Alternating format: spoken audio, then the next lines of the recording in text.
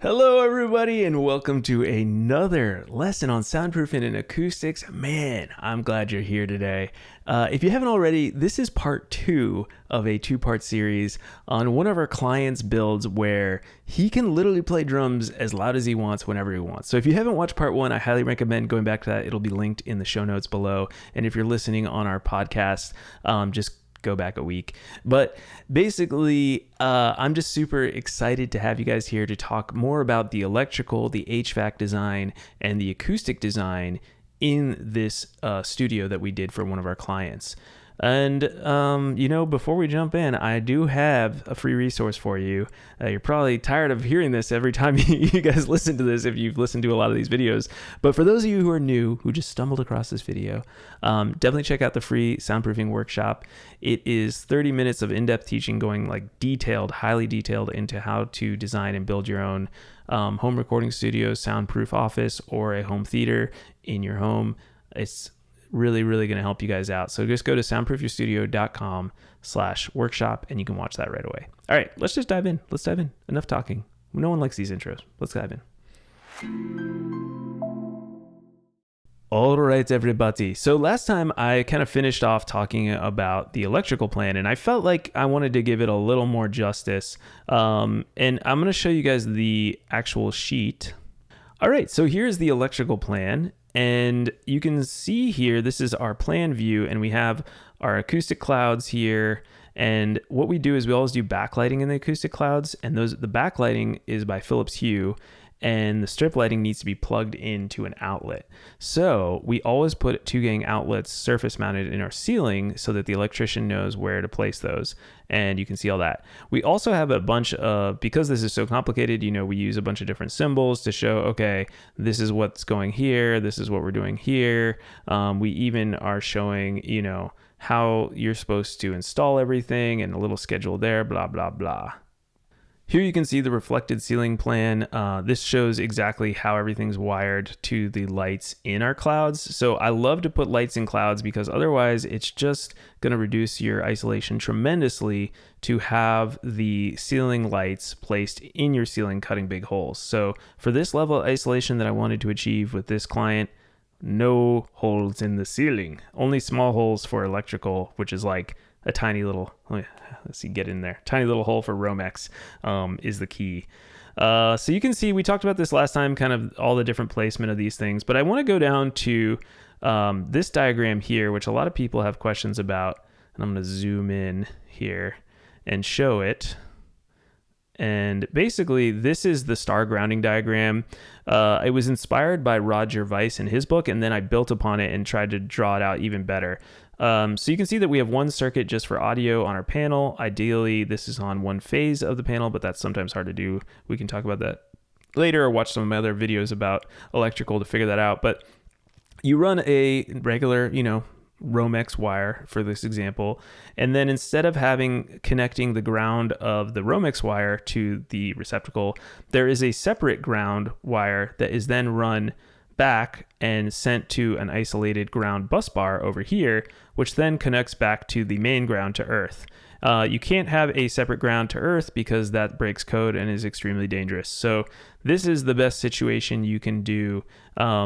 You can, according to Roger Weiss, run it back to the shared ground bus bar here, but I think that's kind of defeating the purpose. It's slightly better than having the grounds shared coming back through here, but I would argue if you can get that isolated ground bus bar and have your electrician do that, it's worth it. Most electricians I find just say, man, that's weird, but we can do that.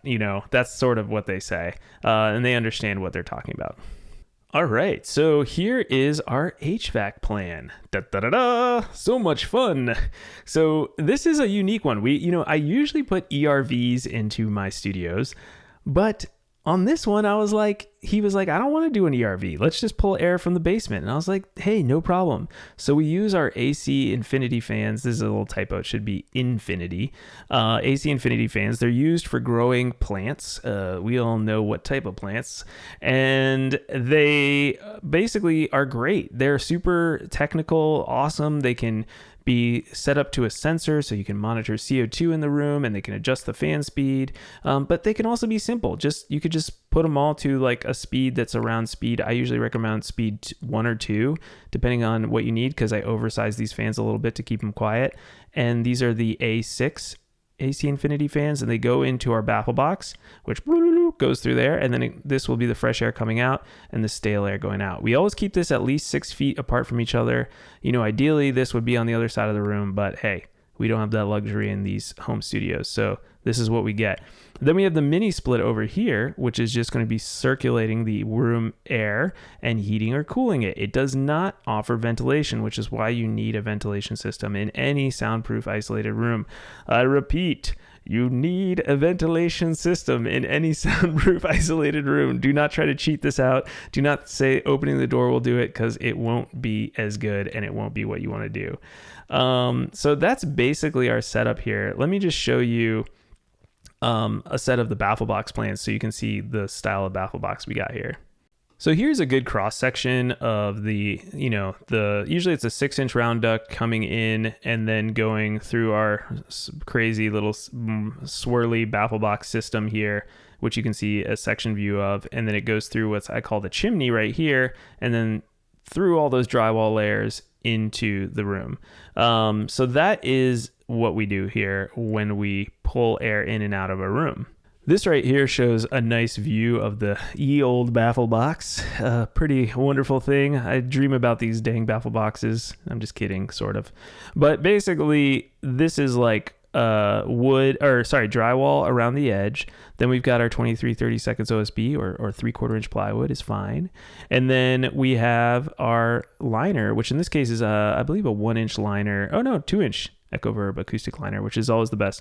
I've moved towards using 2-inch EchoVerb acoustic liner all the time, unless the baffle box gets so big that we can't fit it in the correct space in our designs, in which case we drop to 1-inch. I really don't want to use 1/2-inch because the acoustic absorption coefficient of 1/2-inch EchoVerb liner, or any duct liner for that matter, is just not as good as the 1-inch or the 2-inch. It's an exponential increase in low end absorption with every inch increase there, especially from 1 to 2. That's like your biggest bang for your buck, so keep that in mind. Especially actually from 1/2-inch to 1-inch is probably your biggest bang for your buck. And then we've got this right here. I like to paint this chimney with our duct board sealant, and this will help prevent like moisture and stuff from getting in the wood over time. And then just a regular old return supply grill. You don't need to buy anything fancy if you've sized your ducts correctly. We found that out. A lot of people want to use specialty ducts, which you can. They're just a little more expensive, and harder to source. So keep that in mind. Here's an example of the baffle box. You can use these dimensions if you want to steal. But it's good. I highly recommend you guys watch some of my other videos on how we design baffle boxes, so you know exactly what's going on here, not just stealing. I teach you how to fish, not to just give you fish, sort of deal. And yeah, this shows all that with the liner and everything like that. And then this is kind of a cool view, because this shows you a nice 3D view of the baffle box and just generally shows you how this all works. The fan can be put anywhere in the basement. It doesn't have to be that close. We just did that for the plans. And then here's that chimney. Here's a bit of rubber. This is important. I like to use polyurethane rubber right now, polyurethane foam rubber. If you can find neoprene rubber, it's great, but 100% neoprene rubber I've found very difficult to find. So just keep that in mind. But yeah, so McMaster is like a company we've been using for their rubber right now. You can look on Amazon too. Sometimes it's questionable, like what materials are in that rubber, but just try to find something that's neoprene based or polyurethane based if you can. Other types of rubber are okay, but they're not going to be as good. Silomer would be the best, but that's very expensive. So this is an example of the chimney. It's basically just an extension of the baffle box through the wall, and we try to keep it so that the only thing that touches the interior of the building is the rubber, and we try not to have the interior double wall system touch our chimney either, just the exterior one for holding in place, or neither if you can get away with that and just have this attached to the actual box itself. All right, look at all those letters. Yep, that is our acoustic schedule. So you can see here all the different acoustic panels we have, and we've made it really easy for a client to be able to see them. Now I'm going to switch back to the other view because it's more fun in SketchUp, and we can kind of look at the acoustic plan. Basically, I've kind of come to a very consistent view on acoustics these days. I like these bass traps. If we can get a bigger bass trap or custom one, hey, that's awesome. But a lot of people don't have the space for that. Like something that goes like all the way across from here to here would be better. And it could be custom and you could build it yourself. But I'm also like, let's just use the GIK soffit traps, floor to ceiling. It's going to be amazing. These are going to work better than the tri-traps, but the tri-traps work if you don't have space. Again, it's not the end of the world. I'm much more of a designer for the people, for like home studios. I'm really leaning into that these days, you guys, with this acoustic stuff, because I think everyone is obsessing over it on the internet and they need to just relax a bit, because something like this is going to sound amazing. You're going to have a very clean stereo image. We got to put the acoustic clouds in as well. And you can see, there you're going to have this overhead. The drums are going to be contained over here with all four of these clouds right here. And then we're going to get some of that nice diffusion, a lot of nice diffusion off this back wall here for both the drums and for the listening position. And just general make the room feel a little bit bigger with like all these slat panels, while also getting the axial modes with the deeper acoustic panels behind the slat panels. And that's really my biggest philosophy here, is like we want to treat the corners and we want to still get the axial modes bouncing from left to right, front to back especially, with some good solid absorption. And then the rest of the room will give you life, the floor. Everyone always says, oh, I don't want it to sound too dead. I'm like, dude, your room is not going to sound too dead. In fact, this is going to bring it back, and you don't want to have too little absorption, because then you're going to get long ring outs in the low frequency modal range, and we don't want that for recording and for listening either. So yeah, that's pretty much the acoustic design. So here's a nice section view. You can see how we got this ceiling drop down, and we put a really shallow acoustic panel there just to try to reduce some of the reflections. Tight little panel up in the ceiling with the clouds, hanging them down. And then we've got just the placement of all of our other treatment. And we always make sure to tell exactly where to place everything so the client knows, what to do. And we don't leave any of that guesswork for them. We do show our clients how to build these panels right here. But to be honest, I really recommend that you guys use Alex McVeigh. He'll ship these out for you. He's a pro. It's going to look better. It's going to perform better. And just makes your life easier than trying to build these yourself. So shout out to Alex McVeigh Acoustics here in Nashville. Definitely hire him and have him ship you guys some panels, because he's doing great stuff.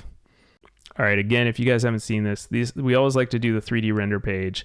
I love this. The renders that our team is doing, I mean, they're just killing it. Really beautiful stuff. Giving the sense of the space and how it's going to feel in there is just so important, I think, for studio design especially. So we definitely value this a lot in our design firm. And lastly, we like to do a material list. Just you guys can look at this and see what we're doing. Sometimes it's bigger, sometimes it's not. Just everything you could possibly need is on this list. And we make it so that you know exactly what you need to get. And I think whenever you're doing a project on your own, you want to make sure that you have this list handy so that you can buy everything ahead of time and make sure that nothing slows down with your contractor. And yeah. So I hope you liked another full client overview video. Every time we finish a set of plans, I like to do one of these to really just show everybody. I've grown this whole business by just sharing everything. I never hold anything back. A lot of designers, will hold everything to their chest. They don't want to share their secrets. For me, I'm like, I think we all benefit from sharing secrets, and maybe one day that'll come to bite me when the AI learns everything I do, and then you guys just type in AI and then I'm out of business. But until that happens, I'm still going to be helping you guys. And that said, if you want to help me, you can sign up for a Soundproof Clarity Call. This is where, this is really how the business runs, is that there are a select few of you who really value the fact that someone could build them a set of plans, could show you exactly what to do, like I just showed you there. And that's really how the business runs. So if you're one of those people that's curious to know, how much do plans cost, or I would love to work with Wilson, you seem like a cool guy who knows what he's talking about. If that's you, go to soundproofyourself.com soundproofyourstudio.com and click on the I want some construction plans button, and you'll be good to go. If you're not ready for that, if you are DIY, if you want to just keep on soaking in the information, then check out my free soundproofing workshop. It is going to help you out a ton as a DIY sort of person. So go to soundproofyourstudio.com/workshop and watch that. I can't guarantee it enough. It's all giving away all the juices, all the secret stuff in one single place. So you don't have to go from YouTube video to YouTube video. All right. Thank you guys so much. Again, my name is Wilson Harwood. I'm a studio designer and acoustician based in Nashville, Tennessee, and I appreciate all you guys so much for watching. It really means the world to me. And yeah, just stay safe out there. Peace, everybody. Happiness, and I'll see you all next week with more information on soundproofing and acoustics. Bye.